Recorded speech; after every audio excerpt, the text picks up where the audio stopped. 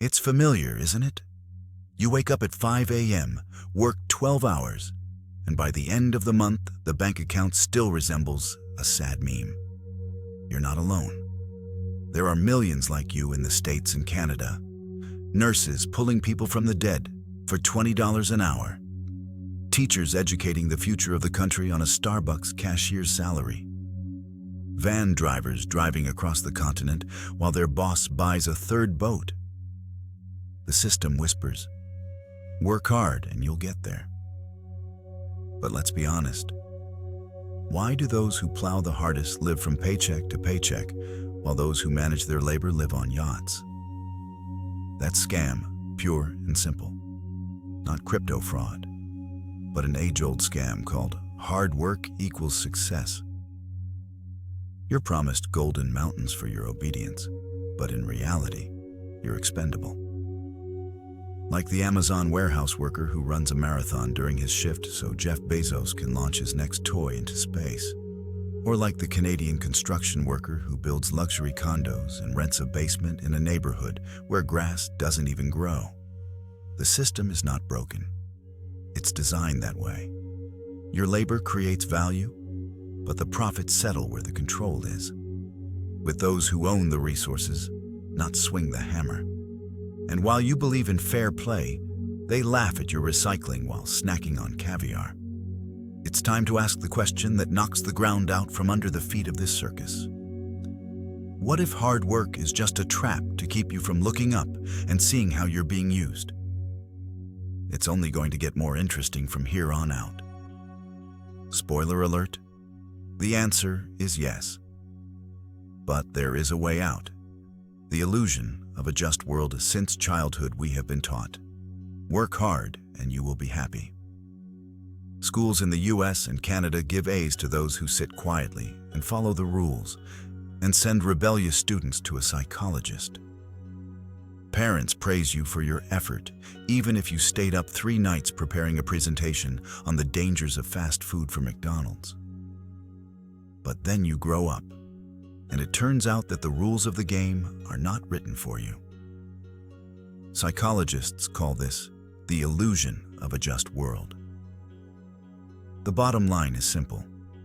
It's easier for people to believe that losers are to blame for their own problems than to recognize that the system is rotten. That's why a Canadian teacher who can barely make ends meet bemoans himself. Maybe I'm not working hard enough. Meanwhile, the CEO of the education corporation that hires these teachers is buying a villa in Miami, not because he's smarter, but because he controls the resources. Take nurses. In the States, they pull people out of COVID, risking their lives, for $25 to $30 an hour. And the owner of a private clinic, who hasn't even taken a patient's pulse, gets millions just because his name is on the sign. Or a construction site in Toronto. Guys in helmets lay bricks in the rain, and the developer, sitting in a co-working space with a cappuccino, sells their labor as luxury housing for $1.5 million per apartment. The system is not wrong. It's designed to make you believe you're not working hard enough, while others profit from your hard work. It's like a game of Monopoly where you're given a $100 starting amount and the boss's son is given 3 hotels on Park Lane from birth. You can spin the wheel 100 hours a week, but you didn't write the rules. And the nasty part. As long as you believe in the fair exchange of labor for success, it's easy to keep you in line. As Nietzsche said, slave morality is when suffering is passed off as a virtue, so that you don't have to ask the question, why is it that the one who works half-heartedly but pulls the strings is always on the plus side? It's time to take off the rose-colored glasses. The world isn't fair. It's convenient for those who dictate the rules. And if you still think you just have to plow more, ask yourself, how many more Amazon warehouse marathons do you have to run before your labor is no longer sold at a sale price? You are a resource, not a player. Let's be honest. You're not a player in this game. You're a chip on someone else's board. Take that same truck driver from Canada who pulls 70-hour weeks to deliver goods from Vancouver to Toronto. His truck is the lifeblood of the economy, but his paycheck barely covers his apartment rent. Now look at logistics companies like FedEx or Amazon. Their top executives get bonuses enough to buy an island while the drivers count cents for gasoline. Here's how it works. Your labor is the raw material that the system refines into profit. You're like oil. The more you plow, the more money is pumped to the top. For example, a teacher in New York who prepares children for life for $45,000 a year doesn't even get a percentage of the textbooks his school sells for millions. Or a worker at the Tesla plant in Texas who assembles electric cars for $18 an hour while Elon Musk's shareholders divide dividends. The system likes to say, we're all one team. But look at the numbers. In Canada, the average nurse's salary is $35 an hour, and the CEO of a hospital chain makes $300 an hour, even when he's on vacation. In the States, an Amazon warehouse worker makes as much in a year as Jeff Bezos makes in 10 seconds. And it's not unfair. It's the rules of the game, where you're an expense, not a participant. Why is that? Because power is not in labor. It's in controlling resources. A builder in Calgary may lay bricks perfectly, but a developer with a portfolio of shares decides what to build and who to sell it to. A teacher teaches children, but the curriculum and budgets are approved by officials who have never stood at a blackboard. You create value, but don't own it. Like a logger who fells trees but has no rights to the forest. The trick is that the system intentionally keeps you as a resource. If all the drivers, nurses, and teachers suddenly started demanding a share of the profits, the economy would collapse. So you're led to believe that a steady paycheck is security, and attempts to break out of the rut are labeled risky. But the truth is that the real risk is spending your life as a cog in someone else's machine. As Nietzsche said, slave morality makes you proud of your usefulness while the masters count the dough. It's time to realize, you are not the oil being pumped. You are the potential owner of the well.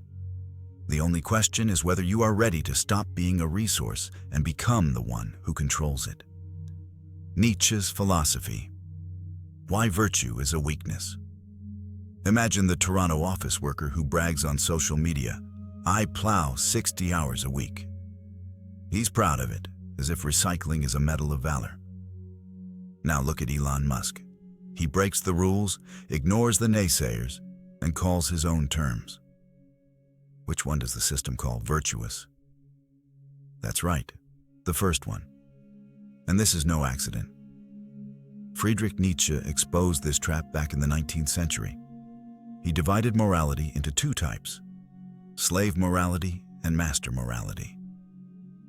Slave morality is when you are told that it is good to suffer, be silent, and be modest. Tolerate low wages, don't argue with your bosses, and believe that one day you will be appreciated. Sound familiar? It's the foundation of corporate culture in the US and Canada. We are family, teamwork, sacrifice for the mission. In reality, it's a way to keep you in line. Slave morality masquerades as goodness. For example, the nurse in Chicago who works her ass off for pennies but boasts, I help people. Yes, she is a hero, but the system uses her goodness as a cheap resource. While she's saving lives, the clinic owner buys a third Mercedes. Nietzsche would call it the cult of weakness, when concepts are substituted so that you dare not demand more. The Lord's morality is the exact opposite. It is the morality of those who write the rules, not enforce them.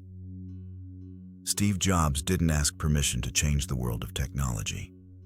Elon Musk didn't ask for approval to launch a rocket. They acted as masters of their own game.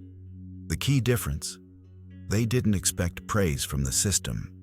They reshaped it to suit themselves. The system hates the likes of Jobs or Musk, but extols the virtuous, hard workers. Why? Because obedience is profitable. If all teachers in Canada suddenly demanded salaries like top executives, schools would close. If all Uber drivers in the States united against the algorithms that are ripping them off, the service would collapse. That's why you're sold the myth of the nobility of labor.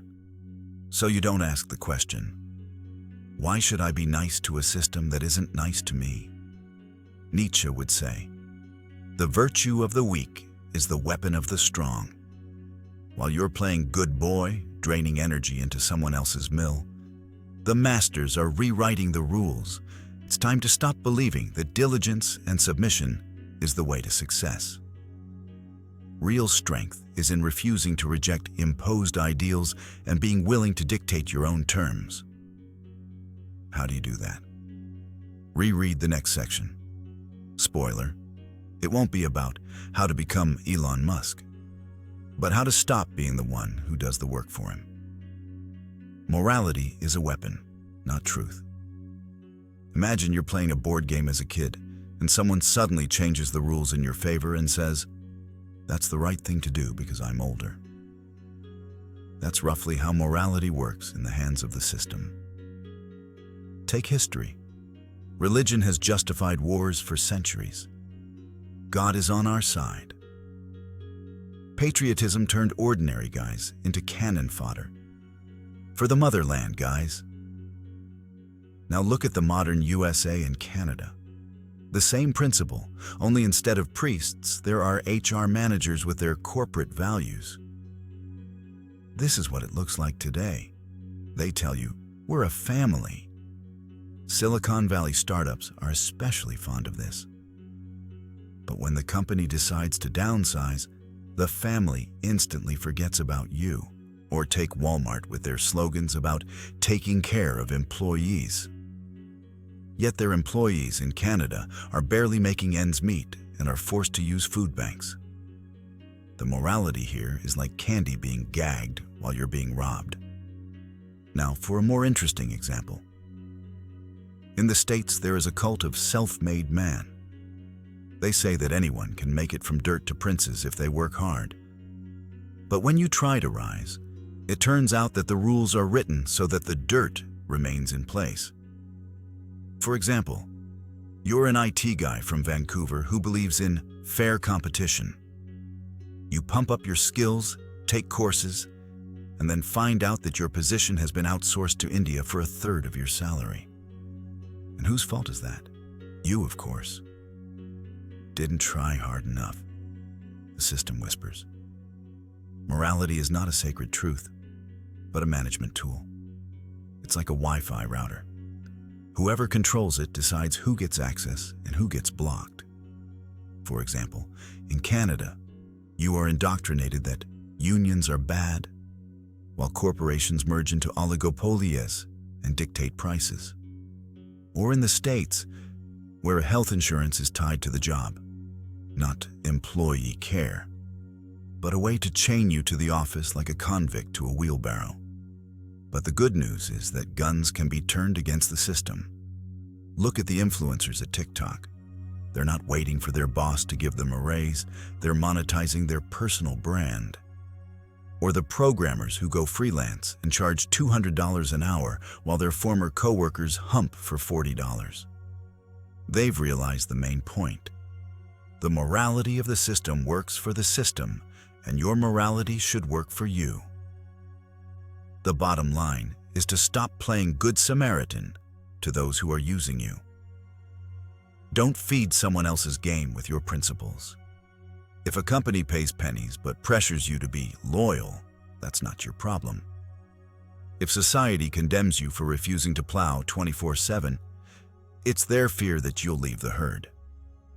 As Nietzsche said, morality is the language of power. Those who understand this are not afraid to break the rules. There's a reason why Elon Musk calls himself a thermonuclear anarchist and builds rockets while lawyers run after him with paperwork. It's time for you, too, to stop believing in fairy tales and start writing your own. The next section is about turning kindness from a weakness into a strategy. Spoiler: it's not about charity, it's about cold calculation. Kindness is not a weakness. It's about calculation. You've probably heard stories along the lines of, the guy at McDonald's fried cutlets for 20 years, and then his boss gave him a Ferrari for his loyalty. Spoiler: that's a lie. In reality, you don't get a Ferrari for loyalty. You get burnout and hypertension.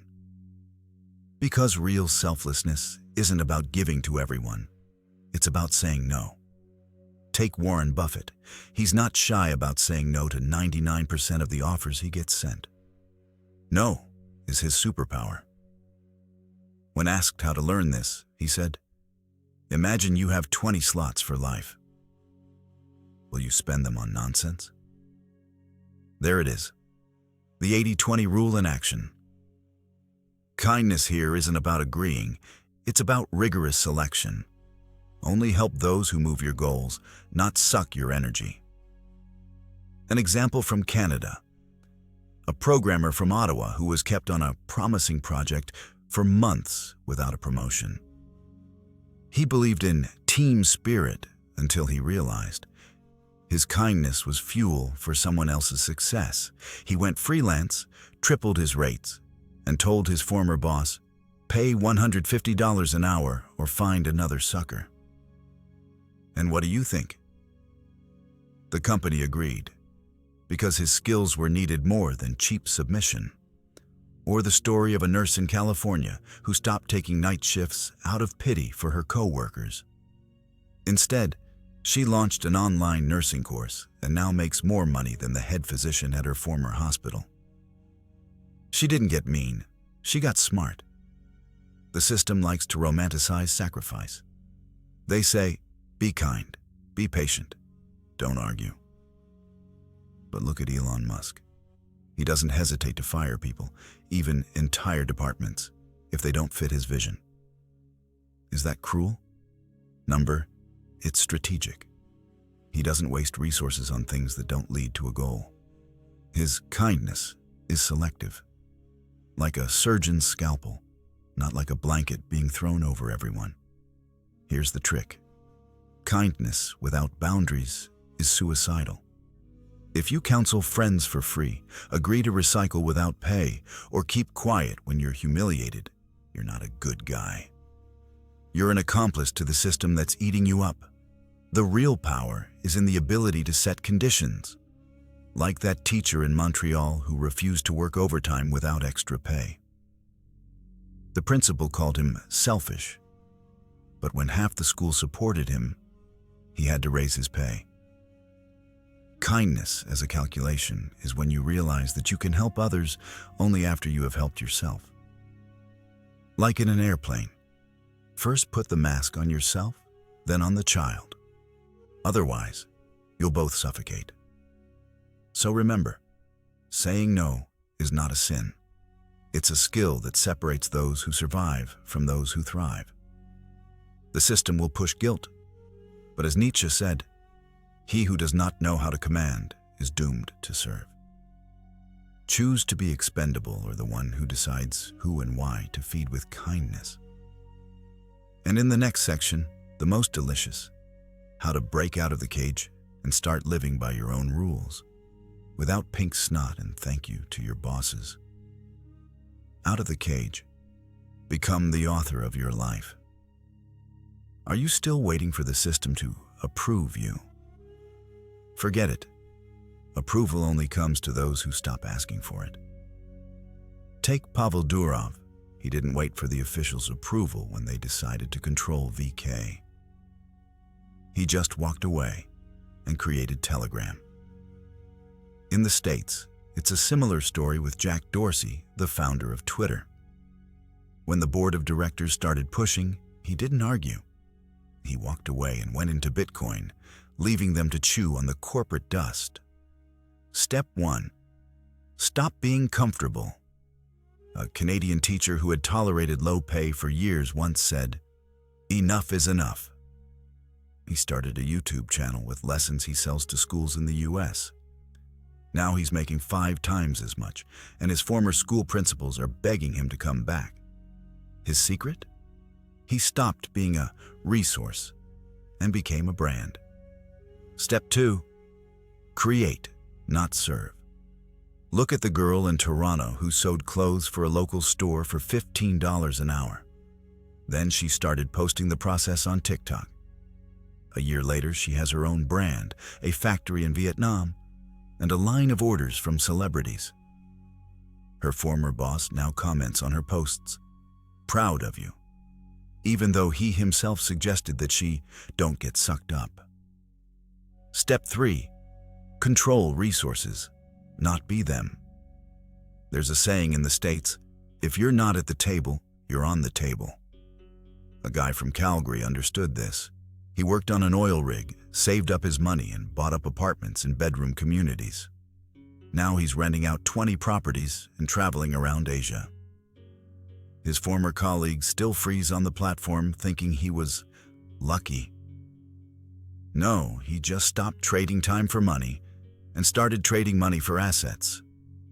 The system wants you to believe that steady work is security.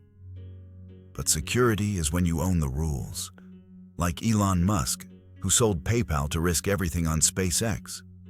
Or like the Canadian gardening blogger who now sells seeds across the country while his neighbors dig beds for thanks. The cage is broken not by rebellion, but by indifference. Stop playing their game. Start your own. You don't have to quit your job. Start small. Learn English? Sell courses. Know your way around a car? Make a video about oil changes and bolt on a commercial. Every step away from the salary track is a blow to the system that thought you were a cog. As Nietzsche said, the Superman is the meaning of the earth. Your job is to stop being its fertilizer and become the one who plows it. Yes, it'll be scary. Yes, they'll call you selfish. But those who have the last laugh usually don't waste time making excuses. P.S. If after this article you still think hard work is the way to go, think of the janitor in Miami who has been dreaming of retirement for 30 years. And then look at Mark Zuckerberg, who at 20 years old was already changing the rules. The choice is yours. The cage or the author's script. Play by your own rules, remember. The world is divided into those who pay for Netflix and those who make their own shows. The former spend their lives paying for the dreams of others. The latter make dreams pay for theirs. The choice is yours. Think of the Ontario teacher who turned boring classes into an online course with $500,000 a year income. Or the Uber driver from Los Angeles who gave up driving, learned trading, and now travels with his own money. They didn't become lazy, they became smart. They realized diligence without strategy is a scam where you're a sucker, not a winner. Nietzsche said, "He who knows why to live will endure almost anyhow." The point is not to suffer at work, but to choose your why. Maybe it's a family, the freedom to travel, or a business that will change the world. But it's your why, not the boss, not the system, not society. Yeah, it's scary to get out of the cage. You know what a guy in Calgary who rents out 20 apartments would say to you? If you don't take the risk, you've already lost. And a nurse in California with her online courses would add, fear is a compass. It shows you where you're betraying yourself. The system will push, get back on track, you're not Elon Musk. But the catch is that Musk isn't a genius. He just stopped believing that success is measured by hours in the office. He's become someone who changes the rules, not obeys them. So stop whining that there are no opportunities in Canada, USA. There are. They're just taken by those who aren't afraid to appear selfish. while you're worrying about what your neighbors will think. Your former classmate is selling NFTs of his crooked drawings for bitcoins. The road splits into two paths. The first is the hard worker's path. Retirement at 70, house loan, boss's thanks in the form of a mug with the company logo. The second is the strategist's path. Early rise not for the factory, but for your project. Financial cushion by 40. Freedom to say no, even to those who thought you were nothing. Are you still reading this article? Then a part of you is ready to take the leap. Don't wait for approval. Don't look for guarantees. Like the Toronto builder who started putting ideas on his blog instead of bricks, and now his ads are running in Times Square. The finish line: stop being a spectator in someone else's movie. Start small, but start. Start a channel, buy a stock, write a business plan on a napkin. The system loses when you stop believing in it. And if you're still scared, remember that even Elon Musk was once the guy who got bullied in high school. The game has begun. You're already in it. The question is, by whose rules?